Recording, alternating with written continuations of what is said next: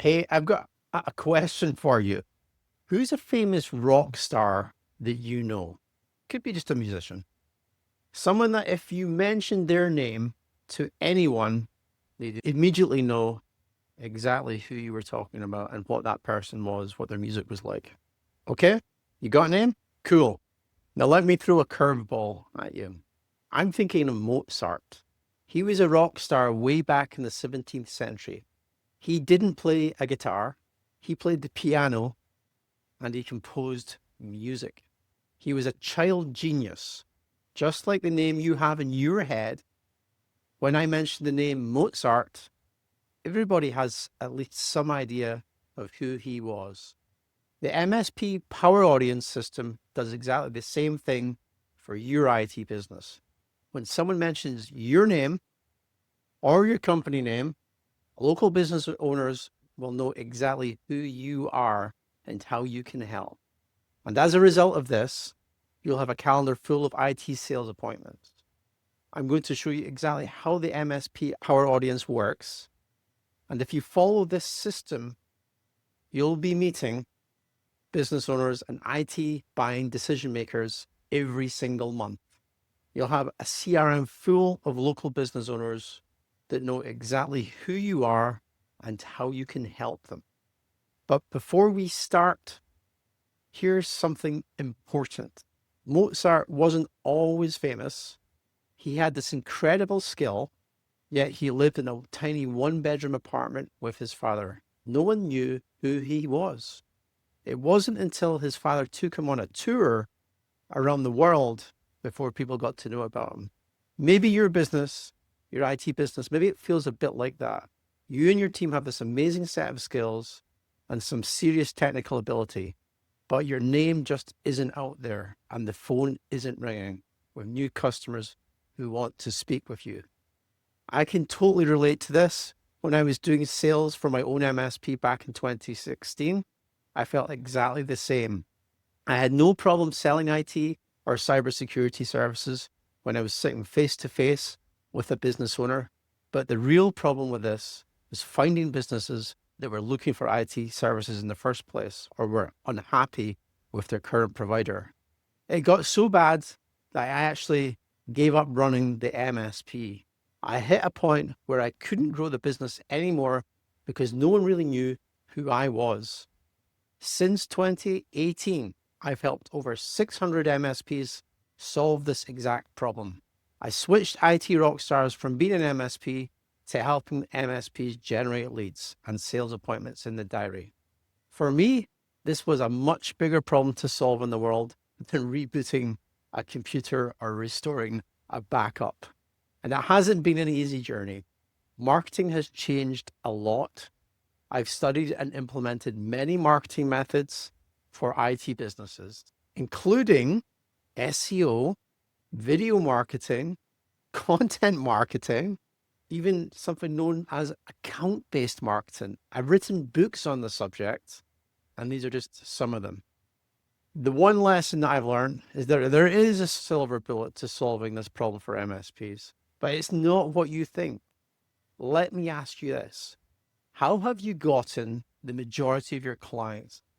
For most, 99% that I speak to, the answer is usually referrals or people they already know in business. Very rarely is it purely from marketing leads. There are obviously some exceptions to this, but the vast majority come from people they know. So if you look at this logically, what do you actually need for referrals? How do you build a network of people who can refer you business or indeed can become a customer themselves? Well, the answer is simple. You need more business relationships. And that's the lesson here. It's about relationships, not leads. Think about that for a second and reflect back on your existing customer base, the people you already do work for, relationships, not leads. So the big question is, how do you scale relationships on your business network? So that one day in the not too distant future, just like Mozart, local business owners know exactly who you are. Okay, so let's just cover some of the landscape here when it comes to marketing. And you might know some of these things already. You might be doing some of these things in your business already. The first one's having a great website, like having a really amazing website that actually ticks all the boxes and you've had it designed to the hilt. I see many MSPs, they come to me and they say, we've had 10, 20, $30,000 on a website, but it's basically just acting like a glossy brochure. That's very common. You might be active there. You might be posting out on a regular basis. You're ticking all of those boxes in regards to staying consistent with your marketing, but it's still not bringing the sales appointments into your diary. And the third thing I've got on the list here is social media posts. You might have put a lot of work into your marketing department, or maybe you're buying social media white label blog posts and social media posts. You're posting out on a regular basis. You've got them all scheduled, but you're seeing limited engagement on them. And there's a few reasons for that. Like the biggest one is the competition on social media is so much more fierce now. And topics like cybersecurity, IT services, it's really hard to compete on those platforms for those topics. And then the last thing I've got on this list here are lead magnets. So that is maybe something a little bit more advanced. You've maybe got an ebook or a PDF. So when someone lands on your website, they can actually download one of those lead magnets and you can capture their details. And maybe got that integration on your website. But again, you're just not seeing the return on the investment and the time involved that you've already invested in it. So that's what I see in the marketplace. That's what's happening. You've got more advanced sort of tactics when it comes to marketing, things like LinkedIn automation, cold emails, cold calling, and direct mail. They're all becoming harder and harder. Personal sort of experience with LinkedIn automation. I was using a tool called Dripify about 3 years ago. I couldn't get it to work. Like I was connecting automatically with lots of people and I was sending them automated messages and most of it was just ignored. And to tell you the truth, when I see those type of automations targeted at my LinkedIn, I tend to ignore them. I just say, I don't know this person. And I just ignore the request. Now you've got things like cold email automation. That's becoming harder and harder. There's really cool tools out there. One called Instantly, where you can purchase a domain, warm up the domain mailboxes, and then you can use Instantly to basically blast tons of cold emails promoting your IT services. For me personally, I tried it. It's becoming more difficult from a technical capability because Gmail and M365 are putting a lot more restrictions on that. But also from a moral perspective, you as an MSP, should you really be spamming your prospects? Because really you're trying to protect them from that type of emails in the first place. So there's a moral thing there as well. Cold calling, this still works. But if you're like me, you're fearful of it. You don't want to do it.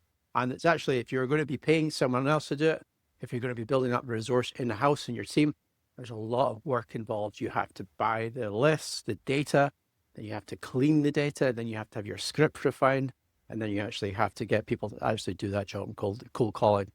Then there's direct mail. This still works. It's becoming harder and harder though, purely because there's obviously the cost of postage is going up just like everything else, but you've got that hybrid work environment. So it's really hard to land in the in tray of the decision maker now. So that's the problems that I see with the current marketplace. Now, the solution to all of this, none of these marketing tactics build a relationship. The one marketing tactic that does build a relationship, and I'll bring it up on the screen now, is webinars. Webinars are the only marketing tactic out there that allow you to build a relationship with your local marketplace. Now, I call this the REIT formula. Relationships is one piece of it. Like it's the main one that we're aiming for as MSPs, trying to build those relationships so that we can get the referrals and we can just get to know more business owners at scale. There are some other hidden benefits to webinars. And the second thing that I've got on this list here is being able to educate your prospects. This is something you can't do through a download on your website. And that's the cool thing with webinars. You have everyone's attention in the room for 20 or 30 minutes. That is becoming a lot more difficult in today's world where it's TikTok and stories and all of those short form videos. Being able to educate your prospects and your marketplace on the products and solutions that you offer, extremely important for an MSP because truth be told, when it comes to managed services, cybersecurity, even AI now, there's so many different topics. So you're able to demonstrate the value of what it is that you do in the marketplace. Then the third thing that I've got on the list here is entertain. You get to entertain in the webinar. And if you've been to one of my webinars, I attempt to entertain. I'm probably pretty bad at that. But the way that I always suggest that you entertain in a webinar is purely by telling a story. It's one of the best ways to entertain. So if you're not like naturally funny, like myself, just being able to tell a story is the oldest form of human communication, and it's the one that works the best. Finally, the fourth one on the list, present. You get to present your offer. What's your offer? It's your foot in the door. It's your Trojan horse. What are you going to sell in the webinar? How are you going to get that second meeting with all of the business owners on the webinar? What is your foot in the door? You get to offer that. So the lesson here, if we take it back to Mozart and he went on a tour, you're pretty much doing the same thing with webinars here. You're going on a tour, a digital tour to the local marketplace. But there's some really big questions that might be formed in your head in regards to webinars. Some of the most common ones that I hear, webinars are not going to work for my business. That's one of them. I've tried webinars before, couldn't get anyone to register. I've got people to register, but I couldn't get them to attend. Or maybe even, I don't know what to sell in a webinar. And then there's the inner ones as well, where you might be scared of actually presenting on a webinar, like actually doing a webinar and like having to do a presentation. We're going to cover all of those objections, but actually with proof as well to show you how you can easily get past any of those objections. The first one is actually getting people to register for a webinar. And the second one is getting people to actually attend the webinar. There are actually huge problems. If you ever run a webinar, you'll know for a fact how soul destroying this can be. You put all this effort in to the presentation and you've got the slides ready. You've blasted it out to your email lists. You've promoted it on LinkedIn. You told your clients about it. And then hardly anyone maybe shows up or registers for the webinar. So these are the two big lessons that I learned the hard way. Luckily for me, I've overcome this problem. And I'm going to show you basically how to get around this problem. The first issue that we're going to be covering here is the registration. I'll relate this back to a story. You can see up on the screen here, F1 Tech, based out in Canada. And as you can guess by the slides here, it was all about cyber security. Strange though, and we were paying like 4 times as much. We're paying like 40 Canadian dollars for one webinar registration. Now, I don't know what the Canadian exchange rate is. I just know where I'm based in the world that I can get a lead between $5 to $10 for a webinar. So I was scratching my head. I'm like, what's the problem here? Like, why is it not working? Like, why are people just not registering onto the webinar? And it wasn't until I started working with more MSPs on webinars that I learned the lesson here. We did a few webinars like this on cybersecurity. And then we did some on business continuity and backup. But as I've progressed in this helping MSPs, we started doing ones about AI and Microsoft Copilot. And the latter, the AI and the Copilot webinars, we got a tremendous amount of people registered to these webinars. So when we run webinars around specific topics, the lead cost is much lower and more people just register onto the webinar. So the lesson here that I've learned is that you need to have a webinar topic that your marketplace actually wants to hear about.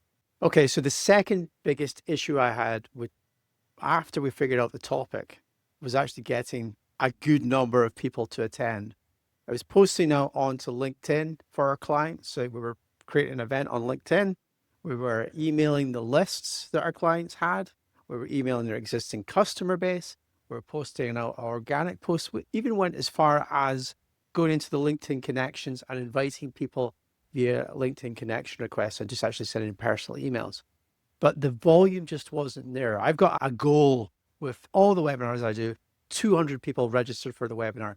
It's a really good goal because over the course of a year, if you do this month after month, you're going to have 2,500 almost contacts that you can be working with.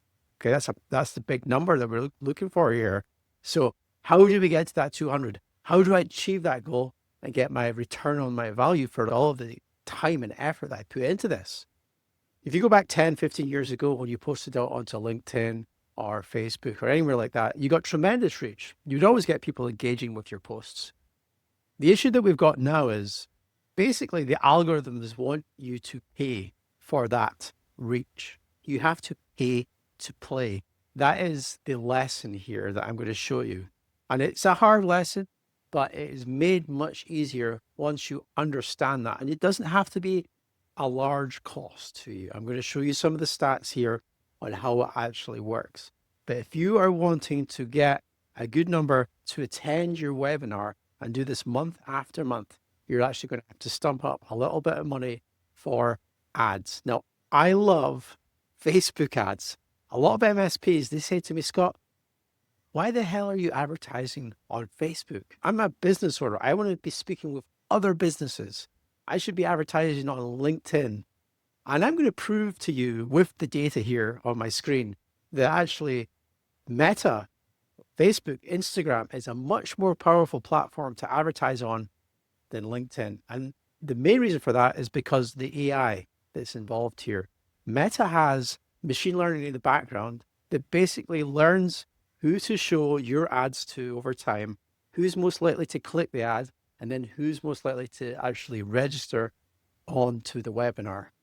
LinkedIn just doesn't have that capability. It's just not there. Sure, you can target down on business owners and their titles and things like that, but it just doesn't have the same data points that Meta has. So let's go into it. The two that I've got up on the screen here, the first one is this one you can see here. It says Evergreen. It had 500 people visit the actual landing page to register for the webinar. So we got a really good return basically on our ads. So it was like a 6% click-through rate. Anything above 2% is good. So 6 is extraordinary. And this relates again back to the topic of your webinar. So you have the topic, you have that in your ad, you can get these types of numbers. But if we actually go to the cost of this, so let's look at the actual cost. We were paying £2.77 for someone to register onto the webinar. It's actually probably more like $4 or even lower than that. So you can guess 157 leads at that cost. I think it's around about $500 we spent in total for this webinar, and we got all of these registrants. So that's one example. The second one is the one that I'm running right now. This is a live campaign that I'm running right now. Very much the same ad. We're paying a little bit more, but it's only been running for a couple of days, and we've had 42 leads. So you can see immediately, this gets around the problem where if you've got a really good topic that the marketplace actually wants to hear about, and if you put a little bit of budget behind some ad spend to actually promote this, you're gonna win here. Okay, so we're on to the last little bit here, and that is getting people to actually attend the webinar. Huge problems when I first started doing this. We had all the results from our ads. We got all the people to register on, but then guess what happened? We only had 10 people actually turn up to the webinar. Soul destroying, annoying. And it's like, how do you fix this? There's a few ways you can fix it. And the first one is like having a really good reminder sequence in your CRM. So they basically send reminders to say the webinar is starting now. It's going to be in a day. It's going to be in a couple of hours. That's the first one. But the killer one for the guaranteed 100% attendance to your webinar is you do something what is known as speed to lead. Okay. Now, speed to lead is where you phone up or one of your colleagues phones up that registrant within 5 minutes of them actually registering onto the webinar. And you go through a little bit of a script to confirm that they're actually going to attend the webinar. This will give you that 100% attendance rate for the webinar. You can see part of the script here. The cool thing with this is you get to hear all sorts of stories about why they registered onto the webinar in the first place. And it gets you preempting what you can talk about on the webinar. One of the biggest objections that I hear from many that are doing this or thinking about doing it is that there's usually a little bit of a fear about presenting. And I'm going to tell you a little bit of a story about how we solved this for one of the clients that I've worked with in the past, Steve from TechCom computers down in Wiley, Texas, how we got around that issue of fear of presenting and how actually it saved him a lot of time. So he didn't actually have to worry about running the webinar himself. So the story goes like Steve's, he came to me for marketing. He wanted to get more sales appointments in the diary. He wanted to get a bigger client base. We were doing all the good stuff. We were doing, Google ads. We were optimizing his website for SEO. And I came to him and said, Steve, we really should be doing a webinar. And there's a few reasons for that. Steve was quite reluctant to a webinar. He had recently joined a chamber of commerce. And I remember him saying that he had to stand up and do a little bit of an introduction about his business to the Chamber of Commerce. But he was very nervous in doing that. His hands were sweating and he was trembling. So when it came to actually suggesting, I think we should do a webinar because it's going to be highly effective for what it is that you do and just get you much more coverage, become that Mozart that we talked about. He was extremely reluctant to it. So we flipped the script in this, okay? As opposed to Steve having to do a presentation and a sales pitch in the webinar, we flipped it. I took him on as a guest expert and he came in and all he did was he told a story about his business and one of his clients. The story that he told, it was all to do with a pharmaceutical client. Their local server had crashed and all of the patient data was on that server. So Steve came in as the hero and he restored from backup that critical patient data. And he basically just told that story in the webinar and it went really well. And at the end of the webinar, like after we'd done everything and it was just me and him again on the Teams call, he had this really big smile on his face because he realized that he'd done it. And it was just so much easier being able to tell a story. And that's the lesson here. Your webinar doesn't need to be perfect. It doesn't need to have this incredible pitch deck, presentation, PowerPoint. You just need to be able to tell a story about one of your clients or something that you've done in your business that solved a problem and the types of problems that you solved. So as you can imagine, there's quite a lot of pieces to put together a webinar. And you might think, yeah, this is fairly easy. Microsoft Teams has an option to run webinars. So you don't even need another piece of software to do this. You probably already have it if you've got Microsoft Teams. You've heard of some of the failures that I've had. There's a lot of lessons to be learned. And I don't want to see you have the same failures as I did when it comes to running these webinars. There's a much quicker path to success than I have had in doing this. And that's why I put together, it's called the Webinar in a Box for MSPs. And it's basically a system that I will help you implement in your business that will allow you to run these webinars. We've got two options in regards to this. There's a done with you option and there's a done for you option. We will get the first webinar up and running and give you that minimal viable process. So if you are ready to start running with webinars, and I'll tell you a little story about myself and how I kind of came to the realization that I needed to change if I wanted to change my business. So the problem I had going back to 2013, I was in a technical role as senior systems engineer. I loved the technical stuff. I was getting on some big projects. I remember doing a big project down in London. I thought I was a real hot shot. Anyway, I got back from that big project and I was like really happy with myself about it. But there just seems to be something missing in my engineer lifestyle. And I realized that looking around the room, I was looking at the service delivery manager at the time and where he was about 10 years older than me. And I realized that from a technical perspective, there's only so far I could get. Okay. And I realized at that point that if I really wanted to make something of myself and change my bank balance, really change things, like transform them dramatically, that I was going to have to make some form of internal change in me. And this is the same in business. This is the same for your business, is that if you're wanting to make a change and change the way that your business grows, then you're going to have to change something with yourself first. For me at the time, it was coming out of the server room, looking away from the event viewer logs and walking out of that server room, putting on a suit jacket and then standing up in front of, trembling in front of a bunch of businesses telling them about my IT services. But I realized that change had to come. That change that I made to myself and pushed myself through that comfort zone completely changed the trajectory of my career and eventually, obviously, my business. So the same thing is pretty much true for your business. So big question is, if you're looking to grow your business and if you're looking to change how you're doing things, book a call below and let's get you running with webinars. Anyway, hope you've enjoyed this. And yeah, I'll see you in the call.